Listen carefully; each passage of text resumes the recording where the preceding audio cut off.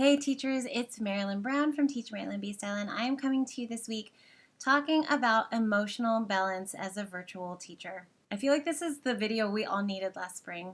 I'm sorry. I was honestly just trying to keep my head above water at the time too. I was teaching virtually with VIPKid at the time, having to cut back for my own emotional health, and then also teaching my kids while they were learning virtually from their teachers. Yeah.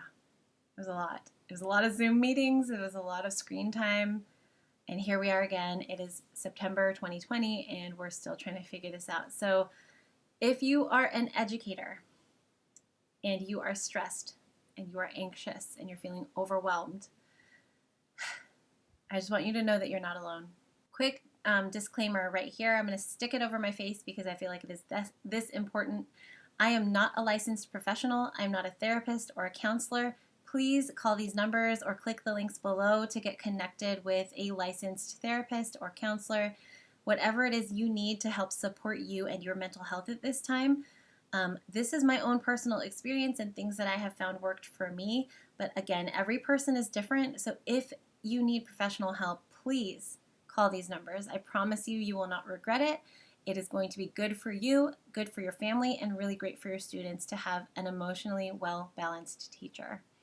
Okay, all that being said, let's get going. I just want to talk a little bit first about why I'm making this video. The reason that I'm making this video is that I've gotten a lot of different questions from people on Instagram about how do you do this? You have been working online for over 2 years now. How do you manage all of this? How do you balance it all? Here's the truth, I don't. I don't think it's possible to balance it all. Nobody's doing it all. So that's number one. It's just like a myth that I have to make sure I get out of the way. The second thing is I am not a full-time teacher. So I'm going to adjust my shirt there real quick. I'm not a full-time teacher. I'm a part-time teacher. So I currently work for VIPKid and Outschool. I make my own hours and it's completely flexible. If you're a classroom teacher, you are still bound to your workday and your schedule is more rigid than ever. So it's a very different experience, and I know that. So obviously I don't have that insight, but I am in communication with all of my kids' teachers, and I'm trying to make sure that I'm there to support them as a classroom parent as much as possible, because I know that they are getting myriad emails forever and always, amen. Like, what is happening? Your email inbox has never had so many unread emails at once every day. Take a breath, let it out.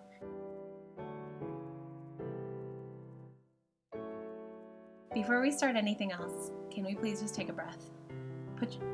Get your phone out of your hand, put the grading down, just fold your hands, put them in your lap, close your eyes and breathe. Inhale, exhale. Okay, open your eyes. You may be feeling anxious, overwhelmed, so tired and stressed. You're also capable. You're here, and you've been here. You're still surviving. You've survived 100% of your days, and you're going to survive the next one. I know it feels impossible right now. I know it's overwhelming, but you are not alone in this. You have to stop believing the lies and the myths. So I'm going to throw some of those out today and talk about some of the things that have really helped me to thrive instead of just survive as an online teacher. How do you balance your emotional health with virtual teaching? Here's the truth. You can't. You can't balance it. You're going to have to let go of some things. So the myth of balancing anything, like work-life balance, all that balance bullcrap, get it out of your head, because that is a myth. You're going to have to prioritize. I'm getting ahead of myself, but you're going to have to prioritize and make some decisions about what it is you want to pursue, because when you're overstretched and you've got too much on your plate, it means that your priorities are out of whack and you're going to need to reevaluate. Okay, again, I am not a classroom teacher at this time, so I'm not doing in-person, I'm not doing hybrid, I'm not doing virtual with 30 kids on my roster. I am an online teacher for small groups or one-on-one. But when I first became a VIPKid teacher, I did that on purpose because I knew it would be part-time for me and I could build my schedule however I wanted it, because we needed just a little bit of extra money every month, and I did the math and I was like, oh look, I can earn that by working for, 4 to 6 classes a day, 3 to 5 days a week. And I could just move my schedule around wherever I wanted it, which was beautiful. But then I was very quick to find that I was burning out. Once you get a little taste of that success, you're like, oh, wait, if I teach a little bit more, I'll earn a little bit more. That's simple math, right? But the more you keep adding to your schedule, the less sleep you get, the more prepping you have to do. And I was quickly burning out. And so I actually made a video all about how to avoid teacher burnout way back then. But now I'm making this, and it's a very similar video. And the reason I'm doing it again is that it has more to do with just the emotional balance and tips that I have that are going to help you to maintain that. We all know that the students in our classroom need to have social emotional learning, SEL, right? We all know that we have to incorporate that into our lessons, but who's incorporating that for you? No one's going to do that for you. Your admin might try to, but trust me, you have to do this for you. So your emotional health really matters. You have to make it a priority. And on the other side of teacher burnout, people that were like, oh, I'm just going to get a little bit more, were the people who are like, I've got nothing else to do. I'm opening up my entire schedule and I'm going to fill it up with online teaching. They were making some bucks. Let me tell you, like anytime in a Facebook group, we were like celebrating people with their huge paychecks. I was like, that is amazing and it is possible. But when do you sleep? An ice cream man? Okay, sorry. That was really distracting. But teacher burnout is possible no matter what you're doing, whether you're trying to be part-time or trying to do it full-time or you are full-time. Teacher burnout is a real thing. So let's talk about how we can avoid that. How do you make emotional health a priority? Number 1, prioritize. I know that seems really simple, but I'm going to share something with you. It's a concept that I actually got from the Get Your Teach On conference. So thank you to Hope and Wade King for hosting these. These conferences are incredible, and they often do giveaways. So you should follow them and then follow all the people that they're going to be featuring in their very next conference, because so often those people do a giveaway. That is how I got my ticket for the last one. So thank you, Titus O'Neill. I cannot wait to go back and rewatch your session along with everybody else's. There's so much great information in there. Anyway, so Hope King shared this pie plate, and because as teachers we feel like we have so much on our plates, but let's think about it like a plate, an actual plate, this physical thing can only hold so much, right? So balancing it all is not possible. If you're going to go to a buffet, you get a new plate, right? Okay, but when it comes to our emotional health, you can't just get a new plate. You have to decide what goes on it and what gets the most attention. So here's where you're going to need to be really honest with yourself. And I would actually suggest what they did in the conference was just write down what you're actually prioritizing right now. Like when you look at your hours in a day and the days of the week, how much time are you spending on work? Are you taking care of yourself? Are you getting sleep? Are you finding time to move? How much time are you spending with your family or your loved ones? Like if you live nearby your loved ones, are you actually making time to spend with them? That might be a tough one to fill out. Don't feel bad, okay? This is an assessment, and assessments are meant to inform future action, right? So, are you spending time reflecting on things, like actually journaling if that's your thing, checking in with your therapist, or connecting with people in your community? Like, are you nurturing the relationships that need to be nurtured?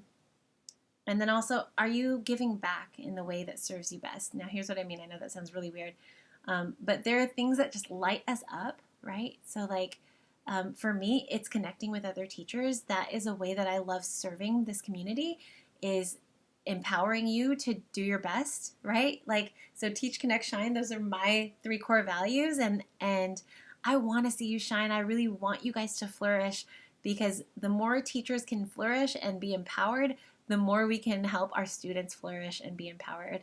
So that's a really high value for me. Like, am I actually getting time to do that? So check with yourself and prioritize. I'm going to be really open and honest about my priorities, which I did in my teacher burnout video. There are like 4 major areas that I look at when I'm prioritizing, and I know they need to be in a certain order, but then I have to honestly look at what time am I spending.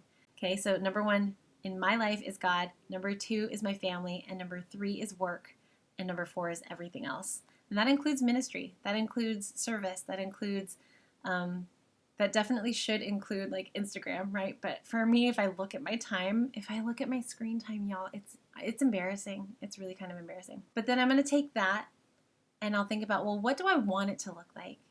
What should my priorities be like? If I say that God is number one, then how much time a week am I going to spend reading my Bible or connecting with my community?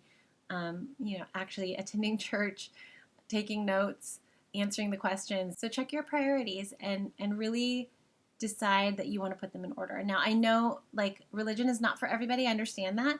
And if you're here and that kind of rubbed you the wrong way, please know that you are welcome. And I'm not trying to preach anything at you. Honestly, I just know what is true for me. And I know everybody lands somewhere different on this entire beautiful spectrum called humanity. And so whatever your priorities are, you list them and then you get them in order, right? I'm not here to tell you how to do that. All right, number 2, check in with yourself. In the same way that you would incorporate SEL into your daily routine with your students, like have a daily check-in card where everybody clicks the multiple choice, how are you today? I'm tired, I'm happy, I'm just surviving, I'm holding on. Like check in with yourself. How are you doing today? Write it down in your planner, whatever you need to do. Just be honest about where you're at and notice the patterns. That way you'll have a way to track how you're doing emotionally and see if there are patterns being built, see if there are triggers that are like things that are triggering your stress, and then find the tools that are going to help you to cope with that well. Are you taking care of yourself? Are you eating things that you know are going to be good for you? And I'm not saying like you have to revamp everything right now, and I'm not saying comfort food is bad. It's called comfort food for a reason, right? It's called stress eating for a reason. But if that is becoming a daily habit rather than just like one response to one situation, then that's a problem, right? And so you don't want to just only eat carrots from now till kingdom come. Your palms are going to turn orange. I've known somebody that has legitimately happened to them. So you want everything to kind of be, like in moderation, right? Are you finding ways to move that bring you joy? Can you take a 10-minute walk? Can you do 10 squats while you brush your teeth? Like right now, it may not be the best time to try to incorporate a brand new workout routine. I feel like that would add more stress to you. So, do you want to do a 10-minute cool down yoga right before bed? Whatever it is that's going to serve you best to move or stretch your body in a way that's going to like really calm and bring you the best energy, find that. Find movement that brings you joy. I really want to normalize talking about mental health as well. So check in with yourself mentally. If you are struggling, reach out. Reach out to someone that you trust. Please know that you are not a burden. You are not a burden. And if a person has healthy boundaries and they decide that, I'm sorry, I can't have that conversation with you, then it's okay to look inward and say, you know what, maybe I really should call a counselor today. Maybe I should check into my insurance and see, is therapy actually covered? And find a way to do it. And if you need to, look for like a sliding scale therapist. There are so many that exist that if their values align with yours and you want to find support there, go and find it. The resources are there, you guys. So please go seek out help, because struggling with a mental health issue by yourself will feel impossible, because honestly it is. Like it's impossible to get out of those things by yourself. Isolation is where mental health issues grow into really big, impossible situations that you really won't be able to get out of. So it's going to be up to you to at least take one step and just say, you know what, I need to make that phone call. Because I know sometimes taking that first step means admitting something, and that's really hard. Yeah, find somebody you trust and just talk with them. That actually kind of goes into number 3. My number 3 tip for you right now is to connect with somebody else. Find community. Find your corner of the internet or your corner in your staff room. Social distancing, of course.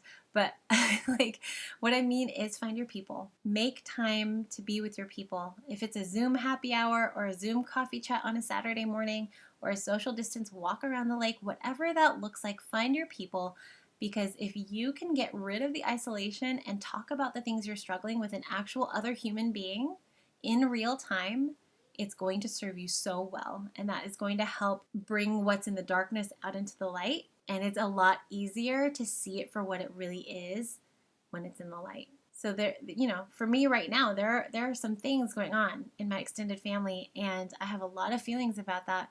And of course, I talk about them with my husband, but because it's our extended family, it affects both of us, and it's really hard to navigate that well without one of us setting the other one off, not because we're mad at each other, but because we're mad at the situation. And so it can be really helpful to find an objective third party, whether it's a trusted friend, a counselor, a therapist, someone in your church, someone in your community, a teacher that you work with, just somebody to vent to, somebody that you can just let your guard down, do an entire brain dump and get it all out. I'm a verbal processor, so for me it always helps to talk to somebody. But if that's not you and you want to write it all out, however you want to process that, get in community with somebody. I found a lot of great community here on YouTube and over on Instagram, and if we're not connected there, please come find me.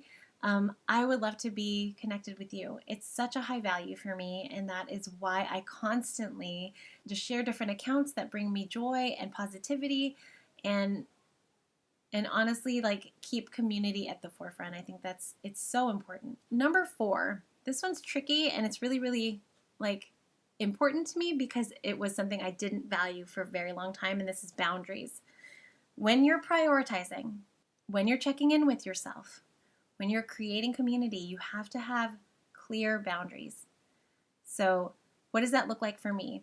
I have to decide that, number 1, if I'm going to read my Bible at this time, I have to have boundaries that say I'm not going to get distracted by anything else. So if I'm going to use my Bible app, then I need to close out all the other apps and not just accidentally switch over to Instagram, because that's going to interrupt that time and devalue that time. Same thing goes with when I'm spending time with my family. I need to put my phone down.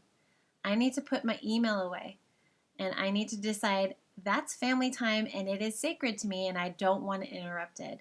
When I'm working on something, I really want to say, okay, my work, my time for my work is valuable and I don't want that interrupted. So I communicate that to my family. That's why that door is closed, because I want my boundaries to be clear. That way they value my time as well. That's important. This can be a really hard thing for some people. Some people are great at compartmentalizing and they don't feel badly about it, but so many of us teachers have a really hard time saying, no, I'm not going to take care of that right now. I'm doing this right now. Or saying, no, that's actually not my job, but let me resource you and refer you to someone else who can help you with that. It's so easy to just keep adding more and more to your plate. That might be why you're stressed. If you have to say no for now or no indefinitely, you need to empower yourself to do that. It's so important. It's okay to say no, teachers. And teacher guilt is a real thing. It's such a real thing. We're all dealing with it right now. I don't want to minimize that. I would highly recommend reading up on boundaries. I actually read a book called Boundaries to help me understand and navigate them well. Cloud and Townsend, I know, are the authors' last names. All right, the last thing that I want to talk about, number 5, for emotional balance as a virtual teacher, is acceptance. Think about that plate analogy again, okay? You can't put it all on there. The more you pile on it, the more stressed you're going to be. So I just want to throw the myth out that any teacher over here is doing it all, that there's any teacher anywhere doing it all. There has never been a teacher that can do it all. There's always been something that suffers for it. So if you think, oh my gosh, this teacher is teaching on Outschool and their kids are being homeschooled and they're taking classes and their Instagram is perfect and they seem to be friends with everybody, listen, there's something that's suffering for that. There's something that would be a high priority for you that is suffering for that. Real life relationships. Who knows what's going on behind the scenes? I don't know everybody's situation. The point is, people that seem to be doing it all aren't. No one can do it all, and no one actually should expect you to do it all. Because your admin can't do it all either. You know that, right? So what else is left to do but accept the fact that you can only do what you can do? This kind of like connects all of them together. So, number 1, you've got your priorities. Like, here's the plate. I'm going to divide it into this many pieces for this many things. And I'm going to put those things in place and say, this is my goal, is to get to these things in this amount of time, right? I'm going to check in with myself. I'm going to carve time out for community. I am going to make sure to have boundaries for each of these pieces. You have to know that something's going to get cut out, especially right now in this season. And so you have to decide, what am I going to cut out? Is it okay for me to not do this thing for now? It may be something that you love. So it's not going to be easy to make those kinds of decisions because everything you're doing is important. And I know that's probably the question you have for me for number one. Like, how do I prioritize anything when everything is important? Well, everything is important, but you have to decide what's your one thing that you're working on right now? What's that number one thing? And then how can you put the other pieces in around it for now? Can you shift that? Of course, and I trust you to.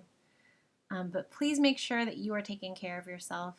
Like, even if you are not your number one thing, maybe it's your classroom environment, and that's like, you just want that to be so wonderful for your students, and you want to create the very best virtual environment for your kids that you possibly can. So you're pouring your very being into that one thing. That's good.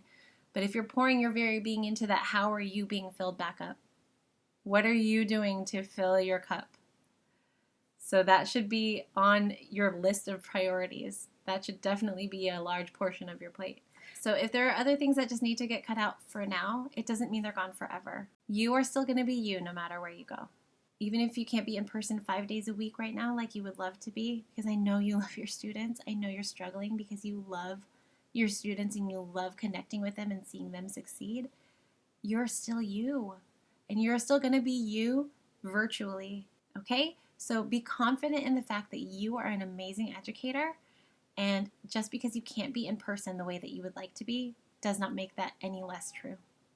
All right, you guys, I really hope that these 5 tips helped. Please let me know if there's anything I missed or if there's anything you'd like me to expand upon in the comments below. Please like and share this video, and as always, subscribe so that you will get a notification the next time one of these videos pops up on your feed, and I will catch you guys next time. Happy teaching. Take care of yourself, okay?